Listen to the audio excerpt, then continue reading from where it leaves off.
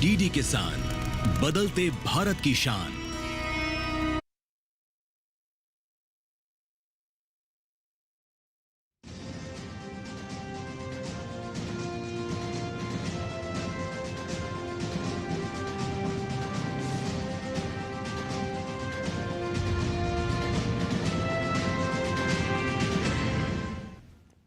नमस्कार, स्वागत है आपका किसान समाचार में। मैं हूं रेशमा आपके साथ। आइए नजर आते हैं इस वक्त की हेडलाइंस पर। केंद्रीय कृषि मंत्री शिवराज सिंह चौहान ने अपने विकसित भारत संकल्प पथ यात्रा के दौरान किसानों के साथ की जैविक खेती, उद्यानिकी और वाणिज्यिक खेती पर विस्तार से की चर्चा। सुधार की संभावनाओं और नए प्रयोगों पर साझा किए विचार। मध्य प्रदेश के कृषि अभियांत्रिकी विभाग द्वारा किसानों को फसल अवशेष प्रबंधन के साथ ही फसलों की जुताई के लिए आवश्यक कृषि यंत्रों पर दिया जा रहा है अनुदान। इच्छुक किसान कर सकते हैं ऑनलाइन आवेदन। महाराष्ट्र, कर्नाटक और गोवा में मानसून ने दी दस्तक। मुंबई में बारिश से अनेक जगहों पर जल जमाव। दिल्ली में फिर रात में हुई बारिश। और अब समाचार विस्तार से। केंद्रीय कृषि मंत्री शिवराज सिंह चौहान ने अपने विकसित भारत संकल्प पद यात्रा के दौरान लाड़कुई में प्रधानमंत्री आवास योजना, वन विभाग और जनजातीय कल्याण की योजनाओं के लाभार्थियों से संवाद कर उनकी जिंदगी में आए सकारात्मक बदलावों को जाना। किसानों के साथ जैविक खेती, उद्यानिकी और वाणिज्यिक खेती पर विस्तार से चर्चा की। सुधार की संभावनाएं और नए प्रयोगों पर विचार साझा किए। भादाकोई में लाडली बहनों और लखपति दीदियों से मुलाकात कर आत्मनिर्भरता की उनकी यात्रा की को सराहा। छिंद गांव के मौजी में स्वरोजगार, पीएम किसान योजना, दुग्ध उत्पादन, जल संरक्षण और हर घर जल जैसे महत्वपूर्ण विषयों पर चर्चा की। गरीब भी किसी न किसी रोजगार के साधन से जुड़ा हो।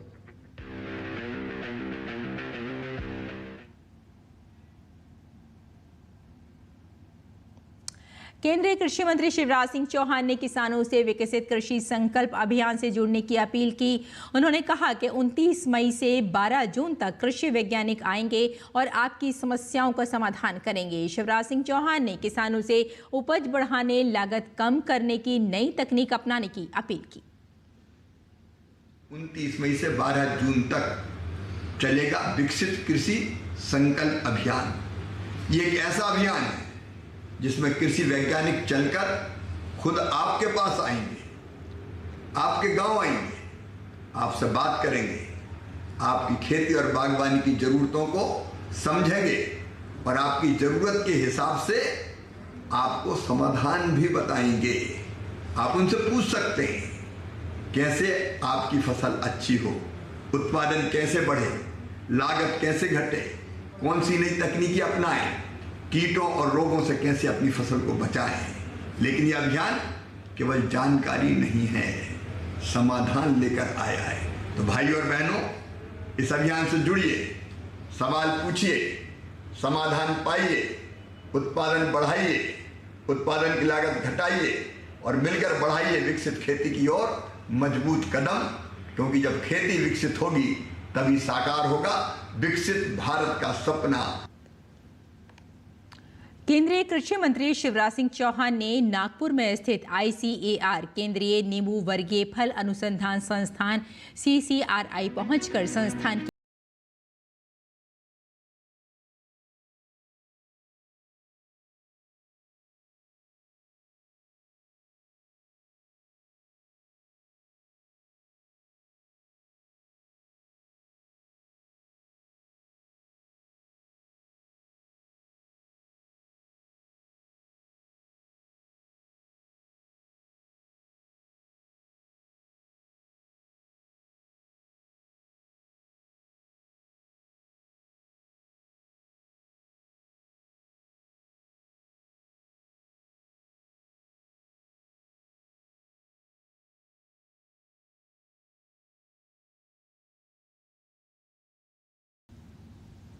किसान कृषि यंत्रों का उपयोग करके नई उन्नत तकनीकों से खेती कर सकें, इसके लिए सरकार द्वारा कृषि यंत्रों पर अनुदान दिया जाता है।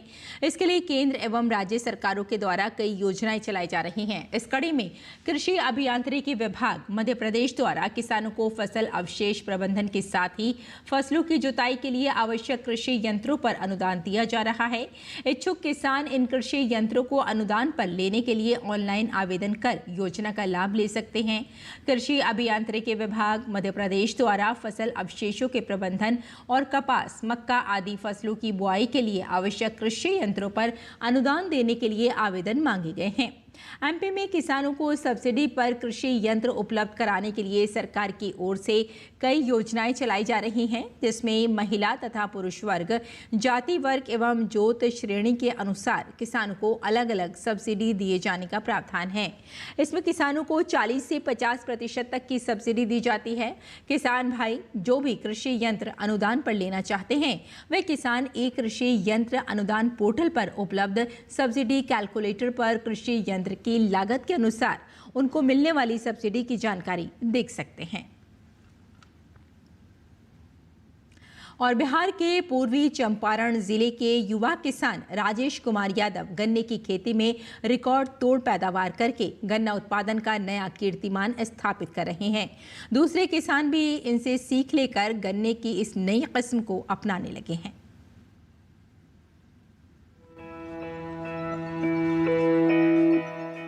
जी हाँ, पूर्वी चंपारण जिले के एक ऐसे किसान जिन्होंने गन्ने की खेती में रिकॉर्ड तोड़ पैदावार कर गन्ना उत्पादन का नया कीर्तिमान स्थापित कर गन्ने की खेती में मिसाल कायम की है। इतना ही नहीं, गन्ने की खेती से युवा किसान भी काफी प्रेरित हो रहे हैं। बिना सीजन के गन्ना उगा रहे हैं और बिना चीनी मिल भेजे मोटी कमाई भी कर रहे हैं। किसान नई नई तकनीकों के जरिए बेहतर कमाई कर रहे हैं और अपनी किस्मत भी बदल रहे हैं। पिपरा कोठी प्रखंड स्थित पड़ौलिया ग्राम के किसान राजेश कुमार यादव जो बिना सीजन के गन्ने की खेती कर रहे हैं। गन्ने की लंबाई 12 से 15 फीट तक की है। ये करनाल 18 है और इसको ये जो बिल्कुल रेड कलर का हो रहा है। और किसान यहाँ आसपास में चीनी मिल नहीं है और हम लोग चीनी मिल के भरोसे से खेती नहीं करते हैं। इसको सर ये गन्ना जूस के लिए यहाँ से पटना के मंडी में और आसपास के शहरों में जाता है और इस गन्ना में काफ़ी रस है और हम अगर चीनी मिल में भेजते हैं तो 400 से कम हमें मिलेगा और उसमें भी हमें ट्रांसपोर्ट चार्जिंग है और चीनी मिल के भरोसे रहना पड़ेगा। और इसका जो है हम 600 से 800 रुपये तक जूस में इसको क्विंटल बेच रहे हैं। युवा किसान राजेश कुमार यादव का कहना है कि यह गन्ना कुछ अलग है। ये करनाल 18 है जो लाल रंग का होता है और आमतौर पर किसान ईख की कटाई फरवरी के आखिर में या मार्च के पहले सप्ताह में कर लेते हैं और ईख का सीजन भी खत्म हो जाता है। उनका कहना है कि हम लोग चीनी मिल के भरोसे गन्ने की खेती नहीं करते। यहाँ खुद दूर दराज से जूस वाले व्यापारी और किसान आते हैं और जूस वाला गन्ना 600 से 800 रुपए प्रति क्विंटल ले जाते हैं और पैसा भी एडवांस में दे जाते हैं। मजदूर और ट्रांसपोर्ट का खर्च भी व्यापारी को उठाना पड़ता है।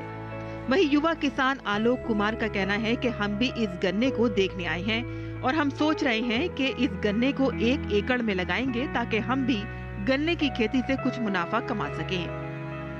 मिल से अच्छा पैसा जो है ऊख का गन्ना का जो है रस में और बीज में बिक्री हो रहा है 600 से 800 रुपये प्रति क्विंटल। और मैं चाह रहा हूं कि मैं भी 1 एकड़ गन्ना इसमें से बीज लेके लगाऊं ताकि हम युवा किसानों को कुछ फ़ायदा हो सके और मैं इससे कुछ अपना मुनाफा कमा सकूं। इस ईख की वैरायटी कुछ अलग है। ईख की लंबाई बहुत अधिक है और वजन भी ज्यादा है, जिसे खेत में लगाने से अच्छा मुनाफा होगा। ब्यूरो रिपोर्ट, डीडी किसान।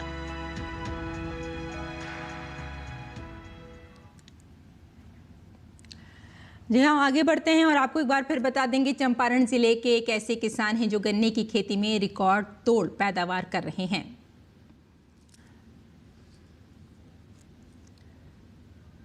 अगर बिना सरकारी धन को खर्च किए जन सहभागिता का उदाहरण देखना है तो आपको आइए लिए चलते हैं उत्तर प्रदेश के जालौन, जहां ग्रामवासियों ने अपने अथक मेहनत और जज्बे से विलुप्त हो चुकी नून नदी को पुनर्जीवित करने का काम किया है।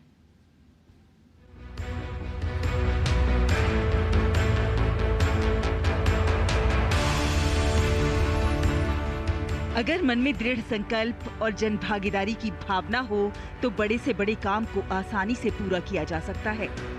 कुछ ऐसा ही कर दिखाया है जालौन के कोंच ब्लॉक के अंतर्गत सतोह गांव सहित आसपास के ग्रामवासियों ने, जिन्होंने विलुप्त हो रही नून नदी को अपनी जन भागीदारी से सिर्फ पुनर्जीवित ही नहीं किया, बल्कि अपने गांव की फसलों के साथ साथ सिंचाई के लिए आसपास के 15,000 से अधिक किसानों को लाभ दिलाने का काम भी किया। ये सब कार्य जालौन के जिलाधिकारी राजेश कुमार पांडे की पहल और ग्रामवासियों की दृढ़ इच्छा शक्ति से पूरा होने जा रहा है, जिसके लिए निरंतर बिना पारिश्रमिक के लोग श्रमदान कर नून नदी को पुनर्जीवित करने का काम कर रहे हैं। हम लोगों ने पूरा श्रमदान करके लगभग 14 किलोमीटर को पुनर्जीवित किया है और इसमें अभी काम चल ही रहा है और आगे भी चलेगा काम। इसमें 2 तालाब भी बनाए जा रहे हैं जो इस नून नदी को लगभग पूरी तरीके से पानी से सदा नीरा के रूप में बनाए रखेंगे।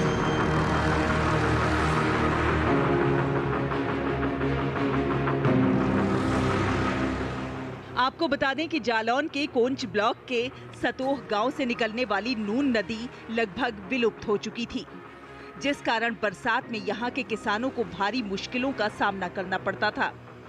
जल निकासी का प्रबंध न होने से बारिश का पानी खेतों में भर जाता था, जिससे किसानों के खेत जलमग्न हो जाते थे और उनकी फसलों को काफी नुकसान हो जाता था। इसी तरह आसपास के किसानों को जहां पानी की जरूरत होती थी, वहां नदी लुप्त हो जाने के कारण पानी नहीं पहुंच पाता था, जिससे उन किसानों को सूखे का सामना करना पड़ता था। विलुप्त हो रही नून नदी को पुनर्जीवित करने के लिए वर्ष 2021 में तत्कालीन जिलाधिकारी प्रियंका निरंजन ने विश्व जल दिवस के मौके पर जालौन के ग्राम कुकर गांव से नून नदी के जीर्णोद्धार के लिए श्रमदान कर अभियान चलाया, जिसे देश के प्रधानमंत्री नरेंद्र मोदी ने 28 नवंबर 2021 को प्रसारित हुए मन की बात में जन सहभागिता का एक उत्कृष्ट उदाहरण बताया। जालौन के वर्तमान जिलाधिकारी राजेश कुमार पांडे ने नून नदी के उद्गम स्थल का जब निरीक्षण किया तो उन्होंने किसानों से चौपाल लगाकर उनकी समस्याएं सुनी।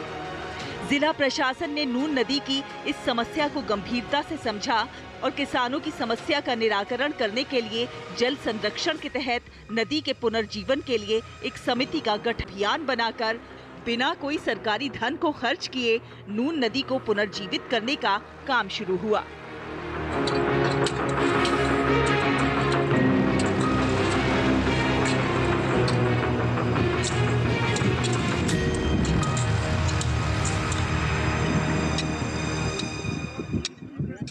लुप्त हो जाने से किसानों को भारी समस्या आती थी। यहाँ सिल्ट जमी हुई थी काफ़ी मात्रा में, तो सिल्ट से किसानों की फसल बेकार हो जाती थी, सड़ जाती थी और करीब 750 एकड़ ज़मीन जलमग्न हो जाती थी, जिससे किसानों की आजीविका पर गलत असर पड़ता था।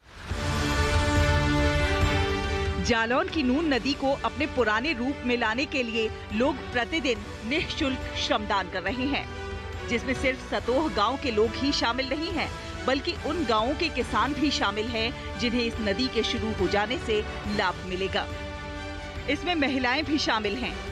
इतना ही नहीं, ग्राम प्रधान के द्वारा श्रमदान कर रहे लोगों के लिए अपने खर्च पर चाय नाश्ते का इंतजाम भी कराया जा रहा है। हमारे जो जिलाधिकारी हैं डीएम साहब, उन्होंने बड़ा प्रयास किया और डीसी मनरेगा सभी जिला के अधिकारी जितने हैं उन्होंने बड़ा प्रयास किया। इसको श्रमदान के हम लोगों को जागरूक किया, प्रधानों को हर गांव के, जैसे सतोह प्रधानों जी का बहुत सहयोग रहा और अमीटा का सहयोग रहा। उन्होंने सबको जागरूक किया कि इसको श्रमदान से खुदवाया जाए तो किसानों को बहुत लाभ होगा इससे। श्रमदान करने वाले किसानों ने बताया कि उनके लिए बेहद खुशी का पल है कि नून नदी के पुनः शुरू हो जाने से अब उन्हें कठिनाइयों से निजात भी मिलेगी और फसलों की सिंचाई के लिए पानी भी मिलेगा।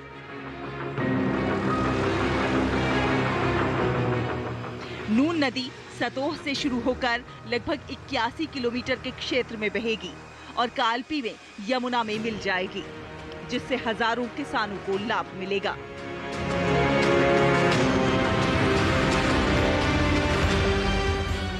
बिना सरकारी धन को खर्च किए जन सहभागिता का उदाहरण देखना है तो जालौन के सतोह में नून नदी को पुनर्जीवित किए जाने का अपना एक अलग ही उदाहरण दिखाई देता है।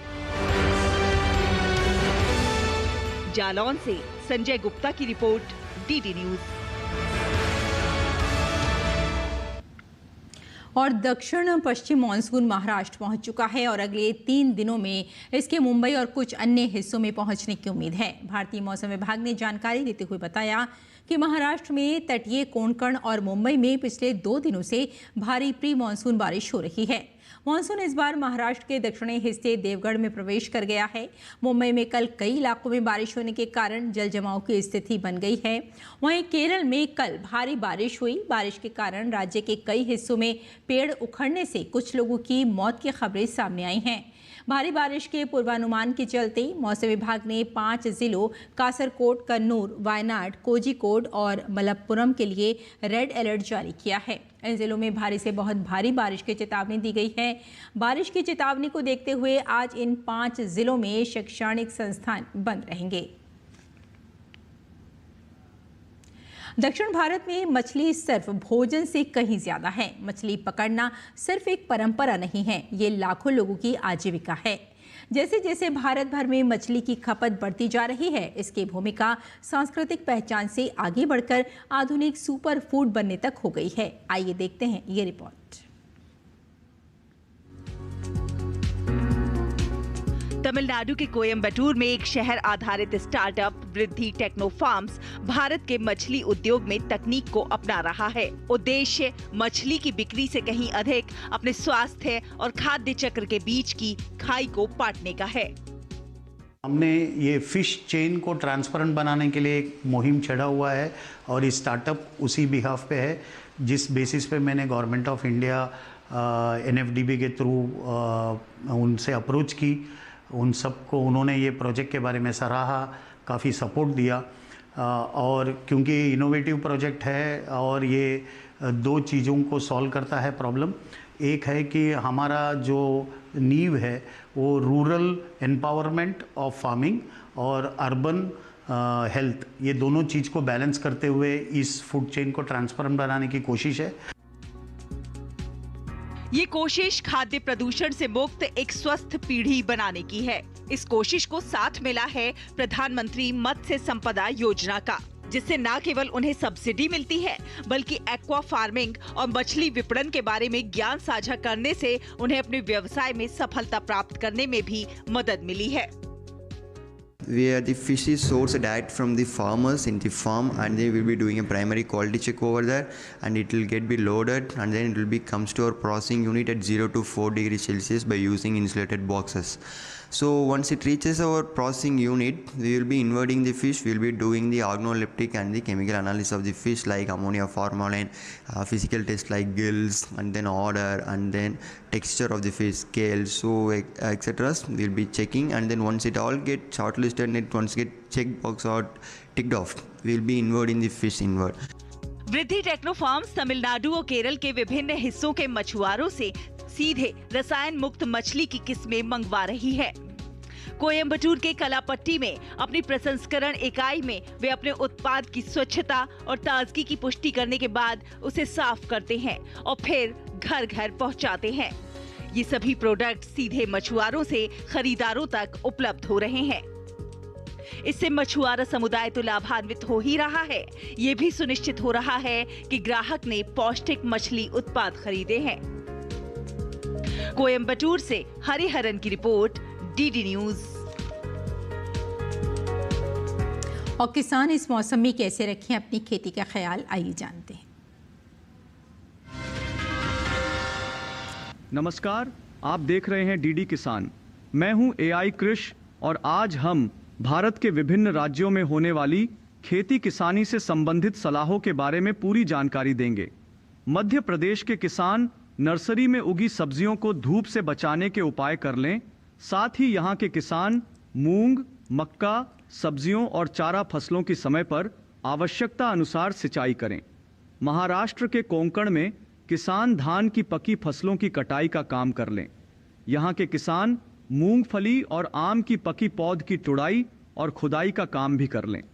वहीं मध्य महाराष्ट्र के किसान मूंगफली, बाजरा, सब्जियों और बागों की समय पर सिंचाई करें।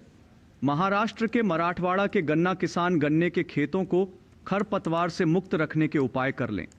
विदर्भ में किसान मूंगफली, मूंग, सूरजमुखी, तिल और धान की अच्छी पैदावार के लिए समय पर और उचित सिंचाई करें। तेलंगाना के किसान धान की फसल को सूखने से बचाने के लिए इनके खेतों में जल स्तर 5 सेंटीमीटर तक बनाए रखें। वहीं आंध्र प्रदेश के किसान गन्ने के खेतों की समय पर आवश्यकता अनुसार सिंचाई कर लें। साथ ही यहाँ पर किसान मक्के की पकी फसलों की कटाई का काम भी कर लें। उत्तरी आंतरिक कर्नाटक के किसान गन्ना, तिल, मूंग, उड़द, तरबूज और ककड़ी जैसी खड़ी फसलों की अच्छी पैदावार के लिए समय पर सिंचाई करें। तमिलनाडु के पश्चिमी इलाकों के किसान ज्वार की बुवाई जारी रखें। यहाँ इस मौसम में गन्ने के नए पौधों का रोपण किया जा सकता है। साथ ही यहाँ के किसान केले के पौधों से फलों को गिरने से रोकने के उपाय भी कर लें। इसी तरह कृषि और किसानों से जुड़ी हर महत्वपूर्ण जानकारी के लिए हमारे साथ जुड़े रहिए और देखते रहिए डीडी किसान। धन्यवाद। मशरूम, जिसे खुम्ब भी कहा जाता है, स्वाद और पौष्टिकता से भरपूर है। इसमें काफी मात्रा में प्रोटीन पाया जाता है। अलग अलग मौसम के हिसाब से इसकी कई किस्में मौजूद हैं। खासकर उत्तर भारत के मैदानी इलाकों में सफेद बटन मशरूम, शिटाके मशरूम, धान पुआल खुम, ऑयस्टर मशरूम और दूधिया मशरूम की खेती की जाती है। अलग अलग किस्मों के कारण ही अब साल भर मशरूम की पैदावार संभव हो पाई है। एक रोचक बात यह है कि गर्मी के मौसम में पैदा होने वाला दूधिया मशरूम भारत की ही देन है। दूधिया मशरूम को फरवरी से अप्रैल तक बोया जा सकता है। इसके अलावा शिटाके मशरूम को सितंबर से फरवरी के बीच बोया जा सकता है। ऑयस्टर को ढींगरी मशरूम भी कहा जाता है। इसकी खेती लगभग पूरे साल की जा सकती है। मशरूम की बुआई के लिए कंपोस्ट तैयार किया जाता है। कंपोस्ट गेहूं के भूसे या धान के पुआल, गेहूं या धान के चोकर, ammonium sulphate, urea, potash, gypsum और शीरे से तैयार किया जाता है। भूसा 1 साल से अधिक पुराना और बारिश में भीगा नहीं होना चाहिए। इस तरह तैयार कंपोस्ट की 8 से 10 इंच की परत ट्रे या थैलियों में भर दी जाती है। बटन मशरूम के कवक जाल की वृद्धि के लिए 22 से 25 डिग्री का तापमान और 80 से 85% नमी होनी चाहिए। बोने के लिए हवादार और तापरोधी मशरूम घर बनाया जाता है, जिसके भीतर तापमान और जरूरी नमी को बनाए रखा जा सके। मशरूम घर का फर्श पक्का होना जरूरी है। 1 वर्ग मीटर क्षेत्रफल में औसतन 8 से 10 किलो मशरूम की उपज होती है, जो 100 किलो कंपोस्ट में 6 से 8 हफ्तों में प्राप्त होती है। तुड़ाई के बाद मशरूम को बहते पानी में धोकर तुरंत 5 डिग्री सेंटीग्रेड पर ठंडा कर लेना चाहिए। इसकी पैकिंग 200 ग्राम या 500 ग्राम के थैलों में की जाती है। मशरूम की फसल बहुत तेजी से बढ़ती है और इसलिए बाजार का इंतजाम बेहद आवश्यक है। और हाँ, जंगली मशरूम और खाने वाली मशरूम अलग अलग होती हैं, इसलिए मशरूम के लिए नजदीकी कृषि विज्ञान केंद्र या कृषि विश्वविद्यालय से ट्रेनिंग जरूर लें।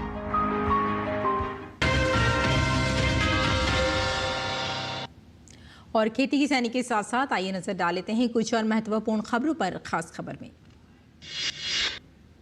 प्रधानमंत्री नरेंद्र मोदी गुजरात के दौरे पर। पीएम का वडोदरा पहुंचने पर भव्य स्वागत किया गया। पीएम के अभिनंदन के लिए बड़ा जनसमूह उमड़ा। भारत माता की जय के जोरदार नारों के बीच लोगों ने हाथों में तिरंगे उठा रखे थे। पीएम ने सभी का हाथ हिलाकर अभिवादन किया और इस प्रेम के लिए आभार जताया।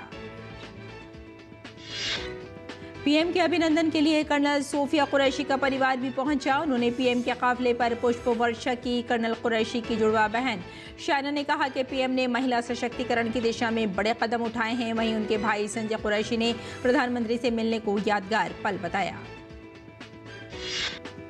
नीति आयोग के सीईओ BVR सुब्रमण्यम ने कहा कि भारत जापान को पीछे छोड़कर दुनिया की चौथी सबसे बड़ी अर्थव्यवस्था बन गया है और अब अगले 2.5 से 3 वर्षों में जर्मनी को हटाकर तीसरे स्थान पर पहुंच जाएगा।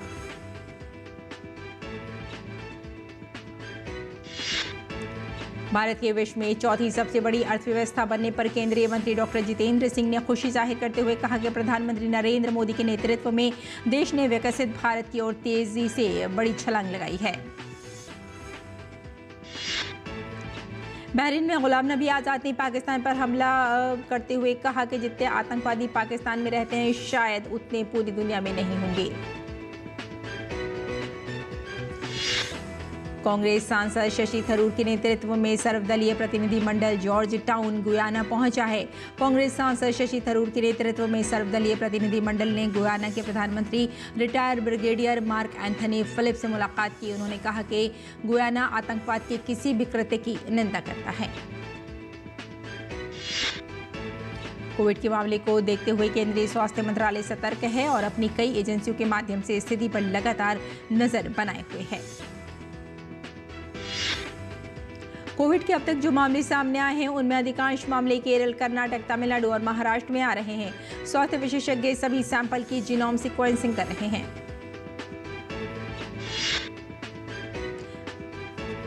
आज सोमवती अमावस्या है। आज के पवित्र दिन महिलाएं सौभाग्यवती का वरदान प्राप्त करने और पति की लंबी आयु के लिए पीपल की वृक्ष की पूजा करती हैं।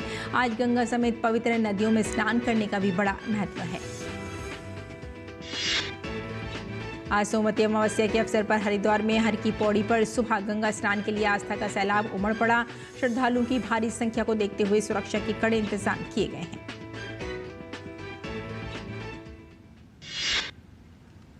तो किसान समाचार में फिलहाल इतना ही। अनुमति दें। नमस्कार।